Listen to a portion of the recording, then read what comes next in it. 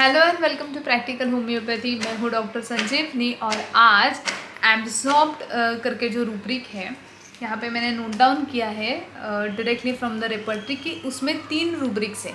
Absorbed और उसका जो सब पार्ट है उसको लेके उसमें क्या डिफरेंस है वो हम लोग आज जानेंगे। First is absorbed buried in thoughts.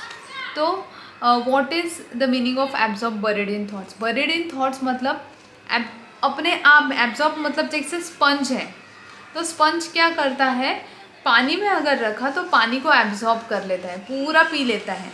तो एब्जॉर्ब बरीड इन थॉट्स का मतलब थॉट्स ने उसको एब्जॉर्ब कर लिया है, वो अपने थॉट्स में ही है। जैसे मराठी में बोलते हैं याला तंद्री लागली, मतलब ये अपने ही ख्यालों में खोया हुआ है। अगर द वन जिसको हम लोग ये लेबल करें he is absorb buried in thoughts, ये बैठा है इधर और सामने टीवी चल रहा है, बच्चा खेल रहा है, कोई आके उसके साथ बात कर रहा है, इसको कुछ सूझ नहीं है, वो अपने ही ख्यालों में है कि सोच रहा है बस सोच रहा है। So that is absorb buried in thoughts. ना उसे टीवी में क्या चल रहा है समझ में आ रहा है, ना बच्चा चिल्ला रहा है वो कुछ उसको पता है, या फिर कोई और उसके साथ क्या बात कर रहा है वो भी उसे पता नहीं चल रहा, because he is absorbed buried in his own thoughts. अभी उसमें दूसरा जो रूब्रिक है वो है कि absorb buried in thoughts alternating with frivolity. So देखो, अल्टरनेटिंग का मतलब हमेशा ना रूब्रिक को क्या करने का, स्प्लिट कर देने का। Now there are additional 2 more terminologies, alternating and second terminology is frivolity. Alternating का मतलब क्या है कि चेंज होते रहना। Okay, black is alternating with white, मतलब काला कलर अल्टरनेट हो रहा है वाइट के साथ, सफ़ेद के साथ, मतलब चेंज हो रहा है ना। तो ये इसका जो सिचुएशन है इस इंसान का वो चेंज हो रहा है, फ्लक्चुएट हो रहा है 2 सिचुएशंस के बीच में। वो क्या है, विथ फ्रिवलिटी। फ्रिवलिटी मतलब सीरियस ना रहना, मतलब बहुत लाइट, मज़े का, मज़े में जो रहते हैं ना कि कोई चिंता नहीं, कोई फिक्र नहीं, कोई डर नहीं, वो उसको बोलते हैं हम लोग फ्रिवलिटी। अब देखिए, absorb buried in thought alternating with frivolity, इसका मतलब उस इंसान को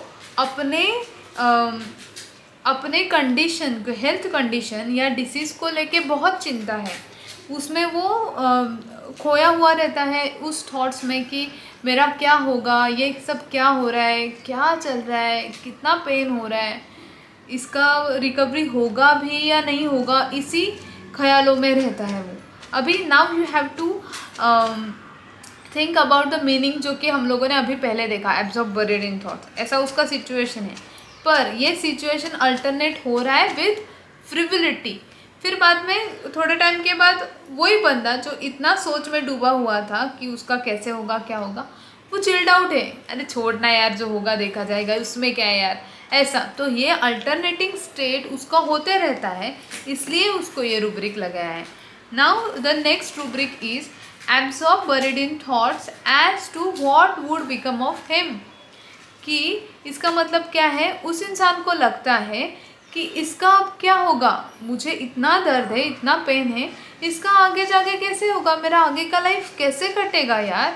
मतलब अगर आपको कोई इंसान पेशेंट मतलब आपकी क्लिनिक में आता है और आपको लगता है कि ये बहुत अपने ही खोया है अपने ही विचारों में और बहुत दुखी ऐसा दिख रहा है, और वो बोलता भी है कि नहीं डॉक्टर ना, मुझे बहुत चिंता लगी रहती कि कितना दर्द हो रहा है मुझे, ये सब क्या हो रहा है मेरे साथ, then you have to ask further कि क्या ये कंटिन्यू आपको ऐसा ही लगता रहता है। अगर वो बोलता है नहीं, बीच बीच में फिर मैं बात में बोलता था जाने दो, छोड़ दो, जो होगा, तो you will apply the rubric alternating with frivolity. अगर नहीं वो बोलता है कि हाँ मुझे लगता है कि आगे जाके मेरा लाइफ कैसे कटेगा, then you have to apply this rubric absorb buried in thoughts as to what would become of him। rubrics इतने लंबे चौड़े होते हैं, हर एक वर्ड को आपको बहुत ध्यान देके समझना चाहिए, तभी जाके आप एक्यूरेट रूब्रिक सिलेक्ट कर पाओगे। So it is a difficult task, but we are going to understand each rubric in every video. पर मुझे चाहिए कि आप सबको बहुत सिंपल तरीका भी आना चाहिए। रूब्रिक्स तो हम लोग सीख ही रहे हैं, पर जो सिंपल मेथड है जो मैंने मेरे कोर्स में प्रैक्टिकल होम्योपैथी कंप्लीट कोर्स में सिखाया है, ज़रूर कोर्स को एनरोल करिए। इट्स अ रिक्वेस्ट, बिकॉज ये मैंने आपके लिए बनाया है, तो मुझे चाहिए कि आपने ज़रूर उसको एनरोल करके सीखना चाहिए। एनरोल करने के लिए डिटेल्स मैंने डिस्क्रिप्शन में दिए हैं। Do enrol. Thank you so much.